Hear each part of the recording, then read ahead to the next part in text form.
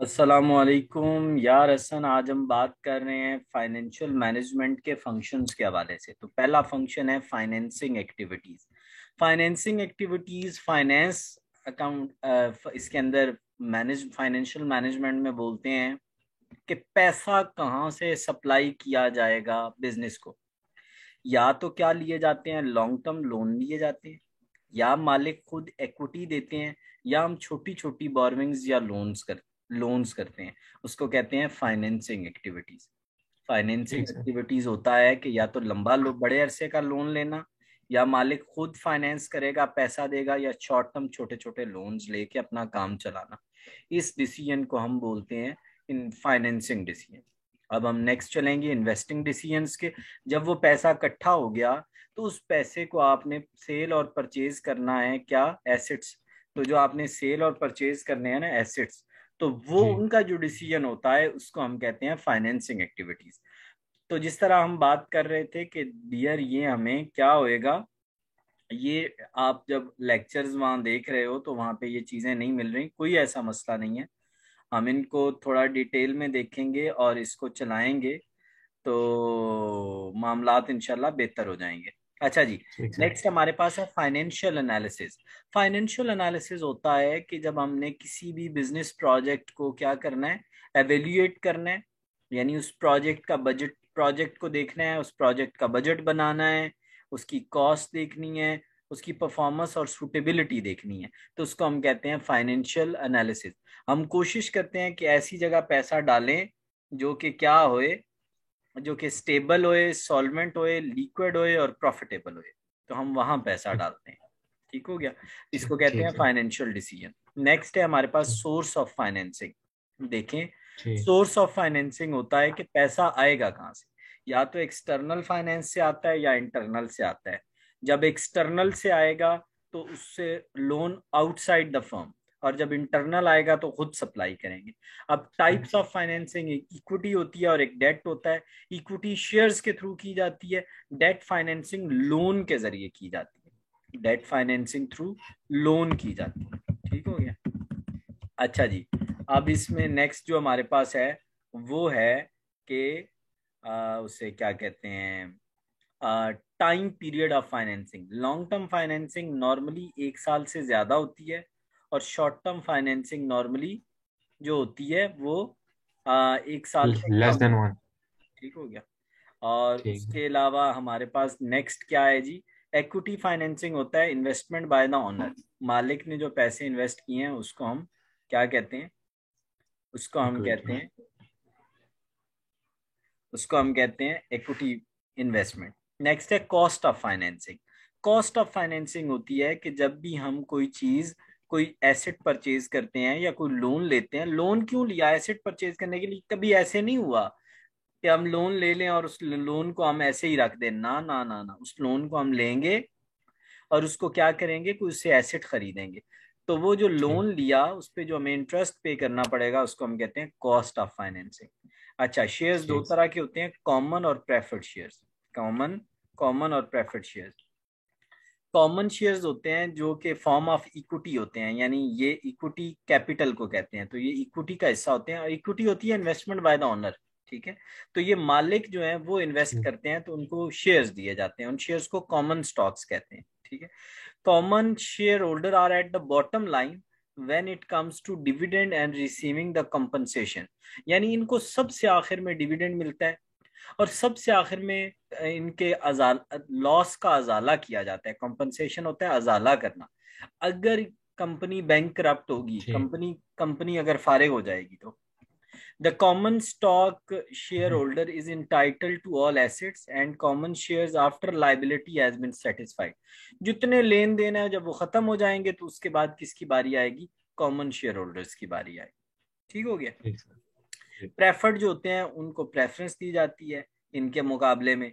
Preferred is equity होते ये भी मालिक हैं, as a property of both debt. इनके अंदर डेट और इक्विटी दोनों की प्रॉपर्टीज शामिल होती हैं। ठीक है, दोनों की। यानी ये क्या होते हैं, कॉमन स्टॉक से हायर रैंक में होते हैं लेकिन डेट से लोअर रैंक में होते हैं।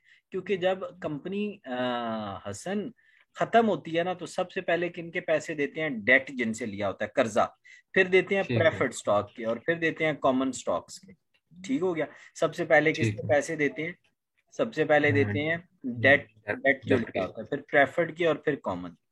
कॉमन। डिविडेंड क्या होता है? डिविडेंड होता है अब प्रॉफिट का वो हिस्सा जो शेयर होल्डर्स में डिस्ट्रीब्यूट कर दिया जाता है। Profit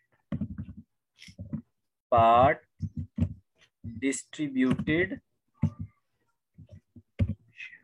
among share holder.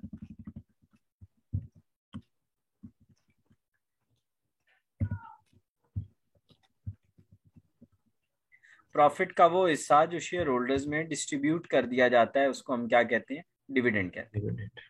दो तरह का होता है, कैश और स्टॉक। या तो आप कंपनी बैंक उसके बैंक अकाउंट में कैश डाल देगी, ठीक है, ठीक। ऑनलाइन के जरिए, या उसको क्या कहेंगे, एक्स्ट्रा शेयर्स दे देंगे।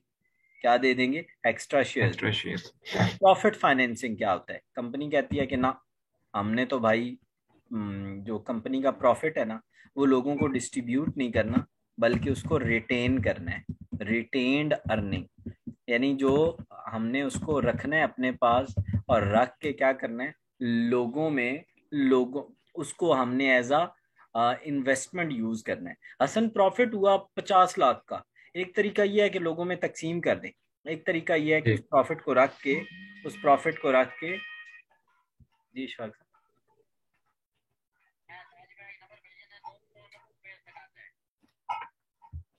ये क्या करना है कि पैसे शेयर होल्डर्स को देने की बजाय, पैसे किन को देने हैं?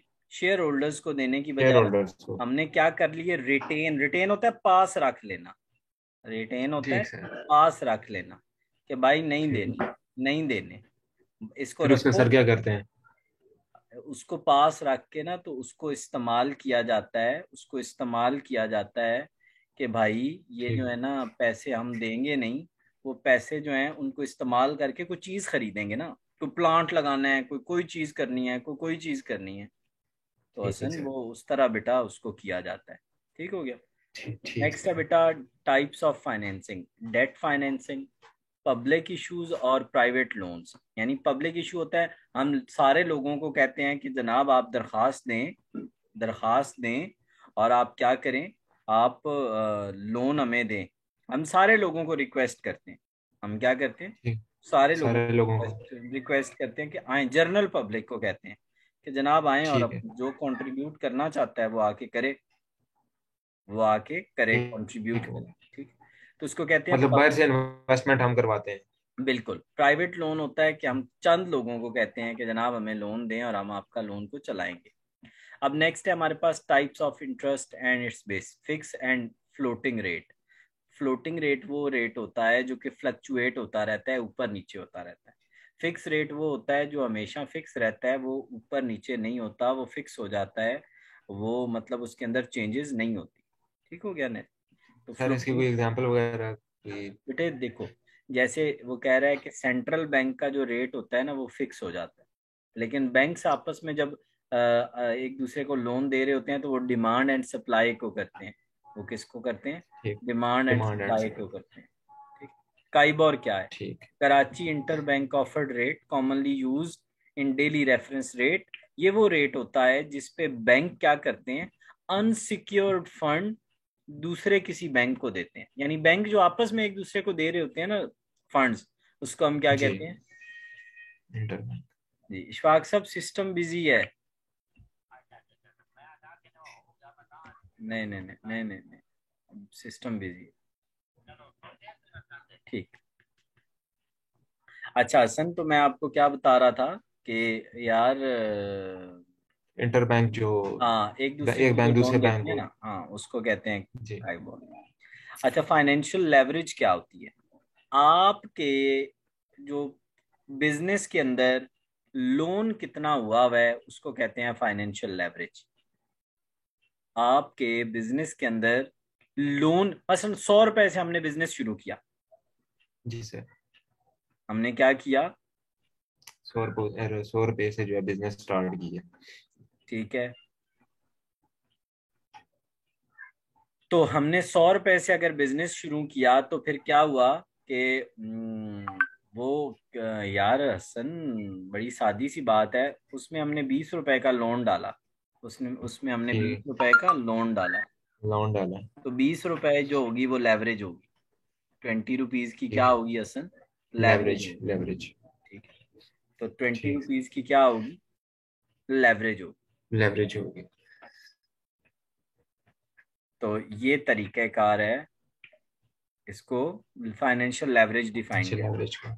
अच्छा बेटा, नेक्स्ट है हमारे पास लॉन्ग टर्म इन्वेस्टमेंट और शॉर्ट टर्म इन्वेस्टमेंट। जो लेस देन 1 ईयर की इन्वेस्टमेंट होती है उसको शॉर्ट टर्म कहते हैं, जो ज्यादातर टी बिल्स में की जाती है, ट्रेजरी बिल्स में। और जो लॉन्ग टर्म होती है वो की जाती है बॉन्ड्स वगैरह में। वो किस में की जाती है? बॉन्ड्स वगैरह में। नोट्स वगैरह। वो 1 ईयर से ज्यादा होती है। वो क्या होती है? ठीक। 1 ईयर 1 ईयर से से ज्यादा ज्यादा होता ज्यादा होती है।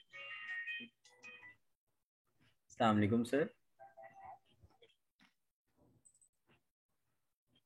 जो जो छोटे अरसे के लिए है वो टी बिल्स होते हैं, वो उसको हम शॉर्ट टर्म इन्वेस्टमेंट कहते हैं। और जो लंबे अरसे के लिए उसको बॉन्ड्स, उसको लॉन्ग टर्म इन्वेस्टमेंट कहते है। अच्छा हैं। Rate sir. ऑफ ठीक रिटर्न, है। जो आप इन्वेस्टमेंट करेंगे उस पे जो रिटर्न आएगा, जब उसको हम परसेंटेज में कन्वर्ट करते हैं तो उसको रेट ऑफ रिटर्न कहते हैं। जी sir. Investing outside the business, जब आपके पास एक्स्ट्रा पैसे होते हैं ना किसी भी कंपनी के पास, तो वो उसको अपने प्रोजेक्ट में इन्वेस्ट करने के बजाय या तो शेयर्स ले लेता है, किसी और मार्केट में इन्वेस्ट कर देता है, या किसी को आगे उधारा दे देता है, किसी को आगे उधार दे देता है। हाँ हसन जी। यार, अब मैंने